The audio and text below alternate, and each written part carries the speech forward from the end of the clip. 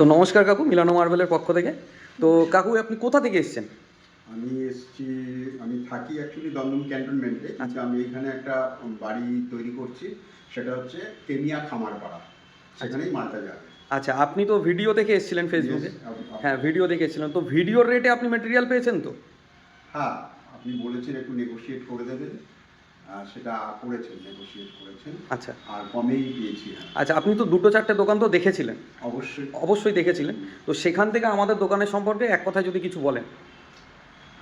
আপনাদের, আপনি আমাকে আহ, বলেছেন, আমি বলেছিলাম যে আমার মিসেসকে নিয়ে আসবো, হুম তখন বলেছিলেন যে আপনি অবশ্যই আপনি নিয়ে আসুন, কোনো অসুবিধা নেই। আপনি দেখুন, ডেলিভারিও ফ্রি হবে, আপনি যা মাল নিচ্ছেন হুম আপনারা সেটাও করেছেন, ডেলিভারি ফ্রিটা। আর আপনি মোটামুটি আমাদেরকে যেরকম রিজনেবল রেট হয় হুম, সেই রেটেই আপনি আমাদেরকে মালটা নিয়ে একদম একদম। তো আসবেন অবশ্যই আবার দ্বিতীয়বার। অবশ্যই, হ্যাঁ, অবশ্যই। এবং বাড়িতে মাল যাবে পরশুদিনকে। হ্যাঁ, পরশুদিনকে আপনি, আমাদের ডেলিভারিটা একটু সমস্যা থাকে, কারণ এত ডেলিভারি প্রেশার থাকে।